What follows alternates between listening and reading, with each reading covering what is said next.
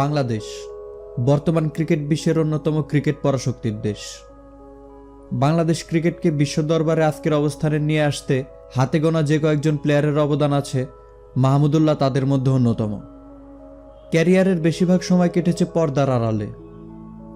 সেখান থেকেই নীরবে নিভৃতে খেলে গেছেন একের পর এক চোখ ধাঁধানো ইনিংস। এজন্যই ভক্তরা ভালোবেসে তাকে সাইলেন্ট কিলার বলে ডাকে। উপরের দিকে খেলার সব ধরনের যোগ্যতা থাকলেও দলের কথা চিন্তা করে সেই আকাঙ্ক্ষাকে বিসর্জন দিতে হয়েছিল তাকে।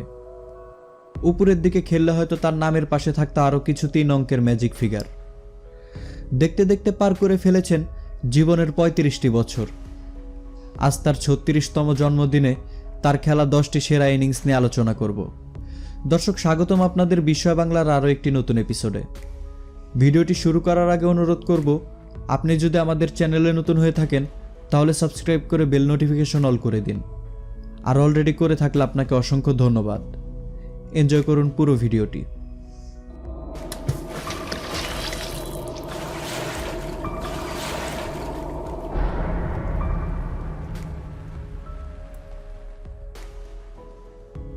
কাগজে কলমের পারফরমেন্স হিসাব করলে 2019 বিশ্বকাপে বাংলাদেশ তেমন ভালো করতে পারেনি।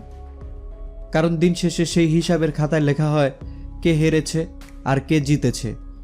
কিন্তু এগুলোর বাইরে যদি বিশ্বকাপের স্কোর কার্ডগুলো দেখেন তাহলে দেখতে পাবেন বাংলাদেশ প্রায় সবার সাথেই সমান তালে লড়াই করেছিল। 2019 বিশ্বকাপে বাংলাদেশ বনাম অস্ট্রেলিয়ার ম্যাচটা এখন পর্যন্ত বিশ্বকাপের ইতিহাসের রেকর্ড ছিল। এর আগে কখনোই বিশ্বকাপের কোনো ম্যাচে 2 ইনিংস মিলিয়ে এত রান হয়নি। অস্ট্রেলিয়ার দেওয়া পাহাড় সম 382 রানের লক্ষ্যে ব্যাট করতে নেমে মুশফিকের সেঞ্চুরির পাশাপাশি মাহমুদুল্লাহ রিয়াদের 50 বলে 69 রানের ঝড়ো ইনিংসে ভর করে বাংলাদেশ নির্ধারিত 50 ওভারে 8 উইকেট হারিয়ে 333 রান সংগ্রহ করেছিল। যদিও ম্যাচটি বাংলাদেশ হেরেছিল, কিন্তু 6 নম্বরে নেমে মাহমুদুল্লাহর সেই চোখ ধাঁধানো ইনিংসটি আজও চোখে লেগে আছে কোটি কোটি ক্রিকেট ভক্তের। করোনা মহামারীর পরে বাংলাদেশে আন্তর্জাতিক ক্রিকেট গড়ায় ওয়েস্ট ইন্ডিজকে আতিথেয়তা দিয়ে। প্রথম 2 ম্যাচ জিতে তৃতীয় ম্যাচে বাংলা ওয়াশের লক্ষ্যে মাঠে নামে বাংলাদেশ।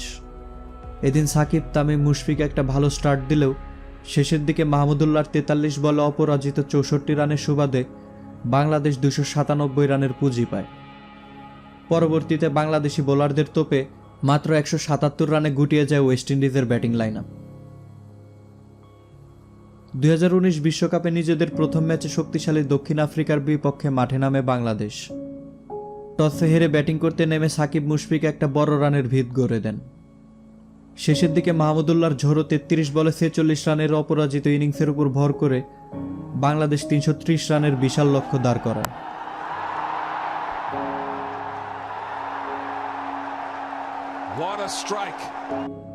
পরবর্তীতে বাংলাদেশি বোলারদের নৈপুণ্যে 309 রানেই থেমে যায় দক্ষিণ আফ্রিকার ইনিংস।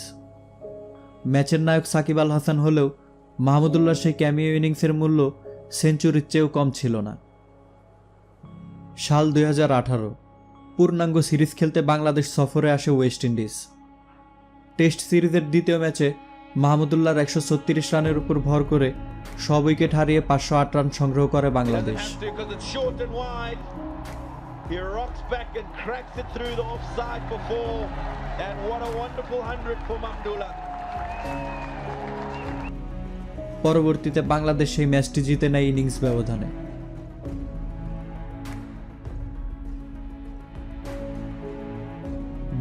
সালে নিউজিল্যান্ড সফরে যায় বাংলাদেশ।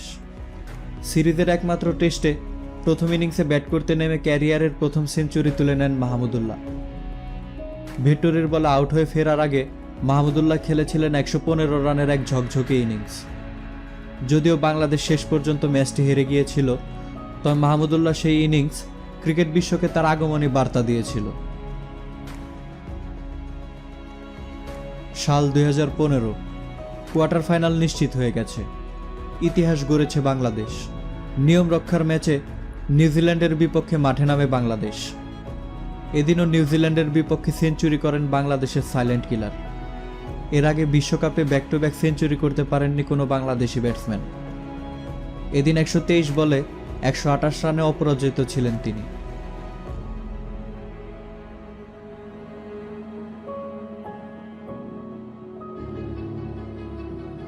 বাংলাদেশের ক্রিকেটের ইতিহাসে এই ম্যাচটির কথা স্বর্ণাক্ষরে লেখা থাকবে। Goes for hero, bowled in, full and straight. The Bangladesh Tigers have knocked the England Lions out of the World Cup.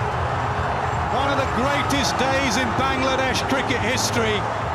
One of the lowest points in English history. And that's what it means to them. They can't believe it. Nasir হোসেনের এই line যতদিন বেঁচে থাকবো আমার মনে থাকবে।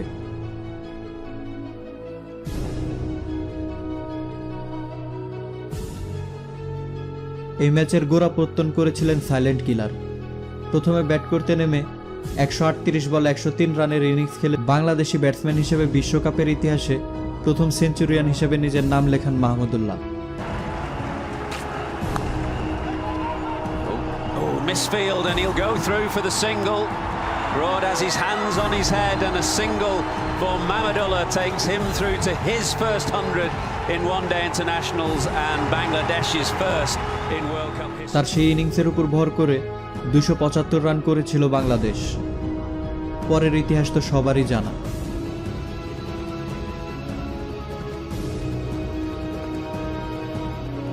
$2015 বিশ্বকাপের রেশ মাহমুদুল্লাহ টেনে এনেছিলেন 2017 চ্যাম্পিয়ন্স ট্রফিতেও।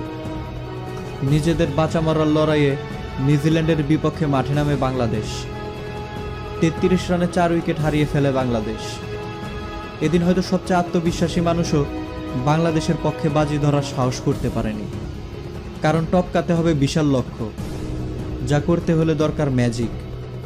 আর সেদিন সেই ম্যাজিক করে দেখিয়েছিলেন মাহমুদুল্লাহ। সাকিব আল হাসানকে সাথে নিয়ে বাংলাদেশকে পৌঁছে দিয়েছিলেন চ্যাম্পিয়ন্স ট্রফির সেমিফাইনালে। সেই ম্যাচে তিনি শুধু নিজেই সেঞ্চুরি করেননি, চাপমুক্ত ব্যাটিং করার পরিবেশ তৈরি করে সাকিবকেও সেঞ্চুরি করতে সাহায্য করেছিলেন আমাদের silent killer.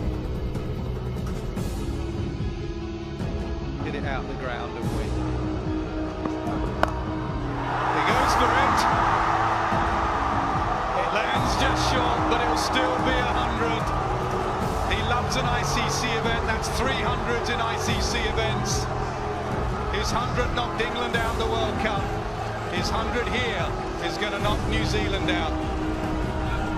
What an innings, what a player. দল যখন জয়ের বন্দরে নোঙর ফেলবে তখন সাকিব আউট হলেও ম্যাচ জিতে মাঠ ছাড়েন তিনি।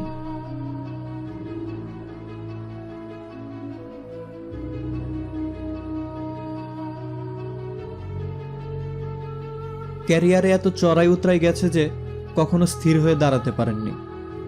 খারাপ পারফরমেন্সের দায়ে বাদ পড়েছিলেন টেস্ট দল থেকে, কিন্তু যখন ফিরলেন তখন পুরো ক্রিকেট বিশ্বকে দেখিয়ে দিয়েছিলেন তিনি ফুরিয়ে যাননি। Mahmudullah Riyad gets to his 100. What a terrific shot. This is a real turner for the books. প্রথমে ব্যাট করতে নেমে তিনি খেলেছিলেন 150 রানের এক অপরাজিত ইনিংস।